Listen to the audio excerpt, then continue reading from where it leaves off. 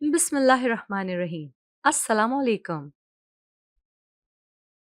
मेरी मुलाकात दोस्त की बहन से हुई तो पहली नजर में इससे मोहब्बत हो गई। वो भी मुझे पसंद करती थी, तभी मुस्कुराती थी। एक दिन मैंने उससे बात करने की कोशिश की तो अपने कमरे में ले गई और दरवाजा बंद कर दिया। मेरी जान हलक में आ गई कि अगर मेरे दोस्त ने देख लिया तो। लेकिन मैं इससे बात करते करते वहीं सो गया। सुबह आंख खुली तो वो शर्मा रही थी। अब रोज ऐसा होने लगा। मेरे दोस्त ने मुझसे कहा कि मेरी बहन से निकाह कर लो। मैं मान गया। लेकिन जब निकाह के बाद मैं अपने कमरे में गया तो जान ही निकल गई। अंदर तो मेरा नाम उसामा है। मेरा ताल्लुक लाहौर से है। हम दो भाई थे। बाबा वकालत करते थे। हमें जिंदगी की हर सहूलत मुयस्सर थी। मैंने जब से होश संभाला था कभी किसी चीज की तंगी नहीं देखी। लेकिन मैं ये नहीं जानता था कि कुछ लोग जो नजर आते हैं वो होते नहीं, और हम अंधे एतबार की वजह से बहुत दूर निकल जाते हैं, और इसी बात का लोग फायदा उठाकर हमें हमारे रिश्तों के सामने रुस्वा करने की कोशिश करते हैं। बाबा अपने काम के साथ साथ हमें भी टाइम देते। मुझे पढ़ने का बहुत शौक था और इसी वजह से मैं अपने स्कूल में हर दफा फर्स्ट आता था। मेरा छोटा भाई मुझसे 2 साल छोटा था। उसे पढ़ाई से कुछ खास लगाव नहीं था। स्कूल में जब टीचर्स मेरे छोटे भाई को कहते कि अपने बड़े भाई से ही कुछ सीख लो, लगता ही नहीं कि तुम उसामा के भाई हो, तो मेरे छोटे भाई सरमत को इस बात से कुछ फर्क ना पड़ता। जब मैं इसे समझाता कि मैं चाहता हूँ कि तुम भी पढ़ो और क्लास में फर्स्ट आओ, ताकि मैं भी अपने दोस्तों के सामने फख्र से सर उठाकर चलूं, तो सरमत कहता, भाई आप फर्स्ट आते हैं ना हर दफा, यही काफी है। आपकी जगह मैं सर उठाकर चल लिया करूंगा। मगर भाई प्लीज ही बाबा की तरह आप भी मुझे लेक्चर ना दिया करें। और मैं इसकी बातें सुनकर सर पकड़कर बैठ जाता कि इस लड़के का कुछ नहीं हो सकता।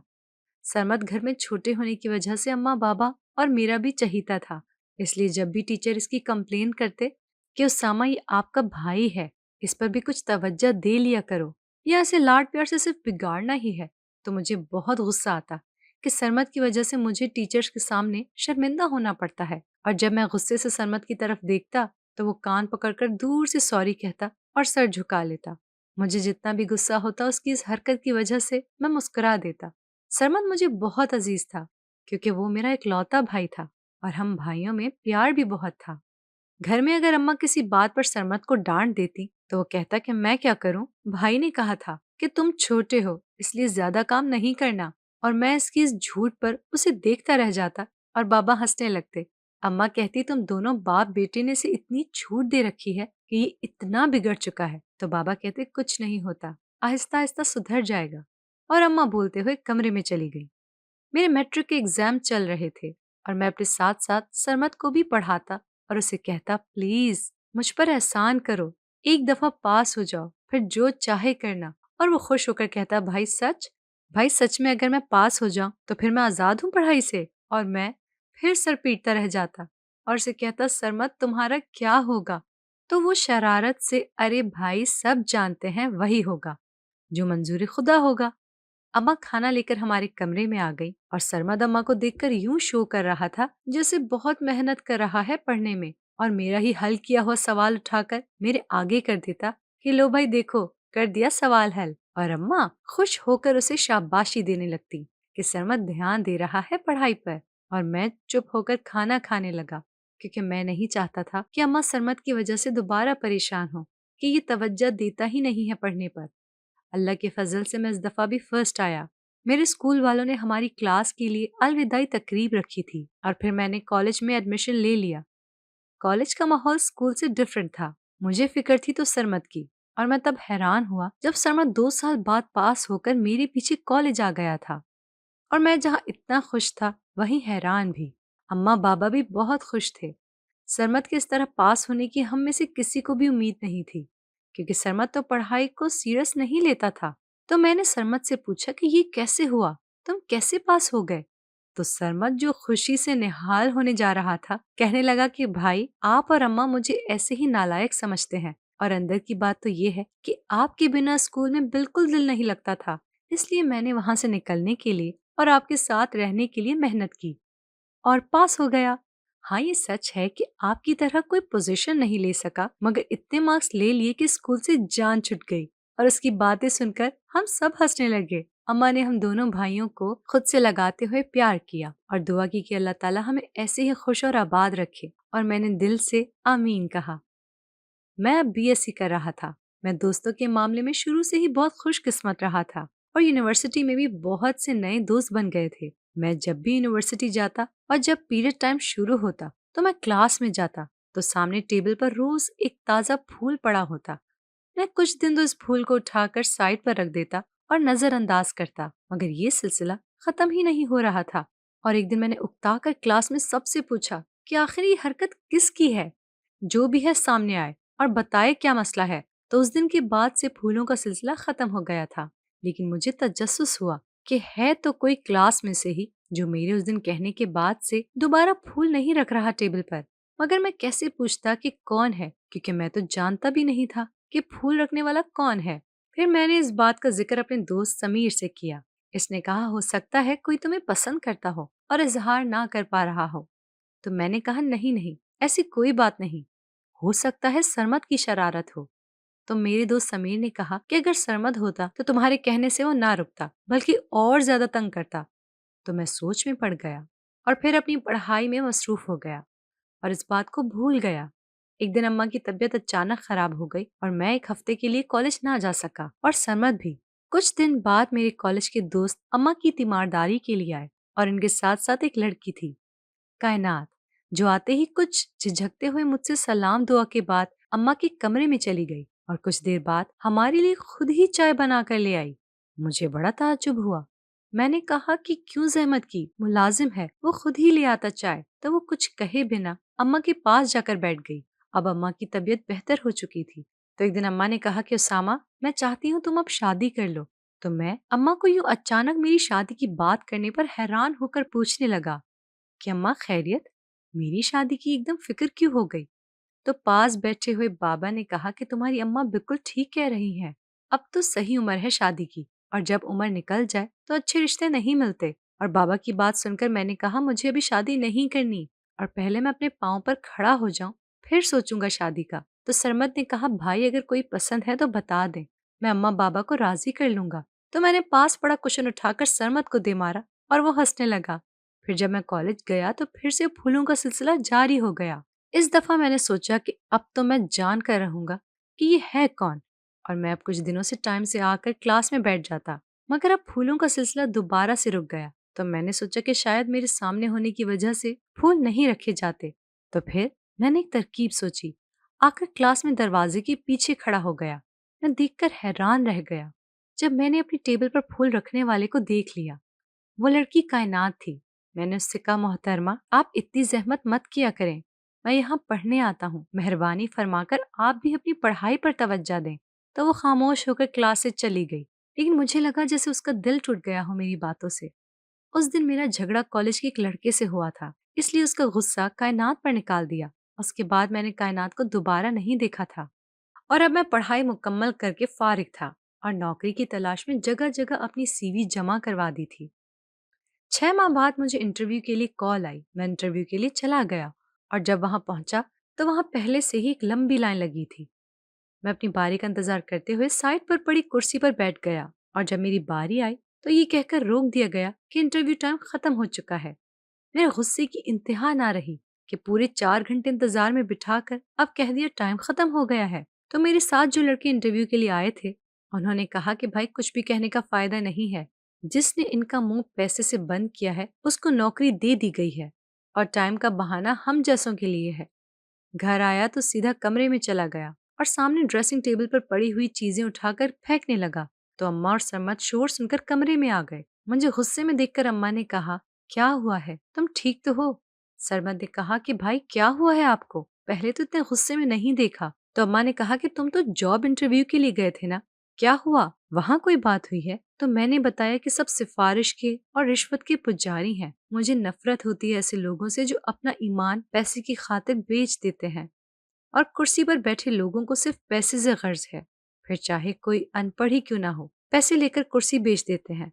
अम्मा ने कहा ये सब तो आम बात हो चुकी है, तुम परेशान ना हो, जो तुम्हारे लिए है तुम्हारे नसीब में है वो खुद तुम तक पहुंच जाएगा। अब तुम फ्रेश होकर बाहर आ जाओ, मैं चाय बनवाती हूँ। तुम्हारे बाबा भी आने वाले होंगे। फिर एक दिन मेरे दोस्त समीर ने मुझे कॉल की और खाने पर आने का कहा। मेरे मना करने के बावजूद वो इसरार करने लगा और मैं समीर के घर खाने पर चला गया तो दरवाजा समीर की बहन ने खोला। वो मुझे पहली नजर में ही अच्छी लग गई थी। मुझे इस तरह खामोश देखकर समीर ने कहा, वहीं खड़े रहोगे या अंदर भी आओगे? तो मैं मुस्कुराते हुए समीर से गले मिला और समीर ने मेरा तारुफ अपनी बहन से करवाया। समीर की फैमिली में सिर्फ समीर और उसकी बहन थी। मैंने समीर से पूछा कि तुमने कभी अपने बारे में बताया ही नहीं, तुम्हारे अम्मा अब्बा कहाँ है? तो समीर ने बताया कि बाबा ने दूसरी शादी कर ली थी और अम्मा इसी दुख में बीमार रहने लगी और ठीक न हो सकी, या शायद ठीक ही नहीं होना चाहती थी, और एक दिन इसी बीमारी में हमें छोड़कर दुनिया से चली गई। बाबा हमारे लिए महीने भर का खर्चा भेज देते हैं और गुजारा हो जाता है। मैंने समीर से कहा, तुम इतने परेशान रहे और मुझे बताया भी नहीं। तो उसने कहा कि मैं नहीं चाहता था कि मैं अपने साथ तुम्हें भी परेशान करूं। और तभी समीर की बहन ने मुस्कुराते हुए कहा कि खाना टेबल पर लग चुका है, खाना खा ले, बातें बाद में होती रहेंगी। तो समीर ने कहा कि जिंदगी के मसले तो खत्म ही नहीं होते, चलो खाना खाएं। और मैं ये सोचने लगा कि सही कहते हैं, हर हंसते हुए चेहरे के पीछे खुशी नहीं होती। किसी को जाने बिना अपनी राय नहीं देनी चाहिए। मुझे समीर की बहन पहली नजर में ही अच्छी लग गई थी और मैं बहाने बहाने से कभी समीर को घर खाने पर मद्दू कर लेता और कभी खुद उसके घर चला जाता। एक दिन समीर किसी काम से गया हुआ था जब उसका एक्सीडेंट हो गया। मुझे पता चला तो मैं फौरन अस्पताल पहुंचा। समीर को अभी होश नहीं आया था और समीर की बहन समीर के साथ नहीं थी। मुझे हैरत हुई कि समीर की कंडीशन इतनी खराब है और इसकी बहन को तो इसके पास होना चाहिए था। फिर डॉक्टर ने पूछा कि इस आदमी के साथ कौन है, तो मैंने आगे बढ़कर कहा कि वो मेरा दोस्त है। डॉक्टर ने कहा कि इनकी फैमिली में से कोई नहीं आया। हमारे स्टाफ ने इनकी बहन को कॉल की थी, इनका नंबर इनके मोबाइल में था सिस्टर के नाम से। तो मैं किसी सोच में जाते जाते डॉक्टर की बात सुनने लगा। डॉक्टर साहब ने कहा कि शुक्र करें आपके दोस्त की जान बच गई, वरना ये सीधा सीधा पुलिस केस था। मैंने कहा, पुलिस केस? तो तभी नर्स ने आकर बताया कि इनके पेशेंट को होश आ गया है। तो मैं फौरन समीर के पास गया। उसकी हालत अब खतरे से बाहर थी। मैं जल्द अज जल्द जानना चाहता था कि समीर के साथ ये सब कुछ कैसे हुआ, पर वो खामोश रहा और मैं इसके मुकम्मल ठीक होने का इंतजार करने लगा। अपने दोस्त को लेकर घर आ गया। उसे काफी गहरे जख्म आए थे और जब घर पहुंचा तो समीर की बहन घर पर ही थी और उसके चेहरे पर जरा भी अपने भाई के लिए परेशानी न थी। मैं समीर की हालत को देखते हुए उसके पास ही रुक गया और मेरी मुलाकात जब से दोस्त की बहन से हुई थी वो मुझे देखकर मुस्कुराती। मुझे तो इससे पहली नजर में मोहब्बत हो गई थी। वो भी मुझे पसंद करती थी जब भी मुस्कुराती थी और मैं रोज समीर की अयादत के लिए चला जाता। और मैं इसकी बहन मायरा से भी कुछ बात करना चाहता था ताकि अगर वो रजामंद हो तो अपने घर वालों को लेकर आ सकूं रिश्ते के लिए। और जब एक दिन मैंने इससे बात करने की कोशिश की तो अपने कमरे में ले गई और दरवाजा बंद कर दिया। मेरी जान हलक में आ गई कि अगर मेरे दोस्त ने देख लिया तो, लेकिन मैं इससे बात करते करते वहीं सो गया। सुबह आंख खुली तो वो शर्मा रही थी और जैसे दोस्त की अयादत के लिए जाता तो रोज ऐसा होने लगा। मैं खुद बहुत परेशान हो चुका था। जब एक दिन मेरी दोस्त ने कहा, ऐसे रोज रोज आना अच्छा नहीं लगता, तुम मेरी बहन से शादी कर लो। मैं खुद भी यही चाहता था क्योंकि वो मुझे अच्छी लगती थी, पर कभी ऐसे लगता मैं खुद को तसल्ली दे रहा हूँ। मुझे इससे मोहब्बत नहीं है, पर दोस्त की बढ़ते इसरार पर मैंने उसकी बहन से निकाह कर लिया। और निकाह करके जैसे ही अपने कमरे में आ गया तो मेरी जान निकल गई क्योंकि मेरी बीवी हामला थी और उसने कहा कि मैं इसके बच्चे का बाप हूँ। मैं हरगिज ये बात ही नहीं मान रहा था। मैंने तो उसे कभी हाथ तक नहीं लगाया और वो इतना बड़ा इल्जाम मुझ पर लगा रही थी। इसने रिपोर्ट्स मेरे सामने की जिनसे साबित होता था कि मैं इस बच्चे का बाप हूँ। और मैंने इसके मुंह पर थप्पड़ मारा, इसे कहा कि तुम झूठी हो, ऐसा कभी नहीं हो सकता, मैं इतना बड़ा गुनाह कर ही नहीं सकता। और वो रोने लगी। मैंने कहा, मेरे कमरे से निकल जाओ, तुमने और तुम्हारे भाई ने मुझे धोखा दिया। और वो भागते हुए मम्मा बाबा के कमरे में चली गई और उनसे कहा कि ये बच्चा आपके बेटे का है। ये कई रातें मेरे साथ गुजारता रहा। मुझसे शादी इसने सब कुछ जानते हुए की और अपनी मर्जी से की, और आज ये इस बच्चे को जो इस दुनिया में आया भी नहीं उसको किसी और का गुनाह कह रहा है। और मैंने अपनी माँ से कहा, ये झूठ बोल रही है, मैं ऐसी घटिया हरकत कभी भी नहीं कर सकता। पर मेरी माँ ने कितने ही थप्पड़ मेरे मुंह पे मारे और मुझे कहा, तुम मेरे बेटे नहीं हो सकते, मेरा बेटा तो ऐसा काम नहीं कर सकता, वो कभी किसी की इज्जत के साथ नहीं खेल सकता। अब ये तुम्हारी बीवी है, बेहतर है अब अपने इस बच्चे को कबूल करो। और मैं आगे से लड़ने लगा और इस लड़की को, जिसे अपनी बीवी कहते भी शर्म आ रही थी, इसे कहा सच सच बताओ वरना मैं तुम्हें जान से मार दूंगा। और तभी मेरा दोस्त समीर भी आ गया। बाबा ने पूछा, क्या उसामा तुम्हारे घर आता रहा है? उसने कहा, जी अंकल, उसामा कई बार घर आता रहा, लेकिन मैं बहन वाला था, इसे रोज अपनी बहन के कमरे से निकलता हुआ देखता। पहले दिल किया दोनों को मार दूं, पर फिर सोचा अगर ये दोनों एक दूसरे को पसंद करते हैं तो निकाह करवा देता हूँ। और मेरी बहन भी खुश थी। जब उसामा जब उसामा से बात की तो वो भी फौरन राजी हो गया। अगर कोई बात थी तो वो उसी वक्त बता देता। अब इतना कुछ हो जाने के बाद ये ऐसे कैसे मेरी बहन पर इल्जाम लगा रहा है? सभी घर वाले मेरी तरफ देख रहे थे और मेरा दिल कर रहा था कि जमीन फटे और मैं उसी में समा जाऊं। और मेरा भाई मुझे कमरे में ले आया। मैंने इससे कहा, ये सब झूठ बोल रहे हैं, तुम्हें भी यही लगता होगा कि तुम्हारा भाई ऐसा है। तो मेरे छोटे भाई ने कहा, भाई मुझे पूरा यकीन है कि ये सब आपने नहीं किया।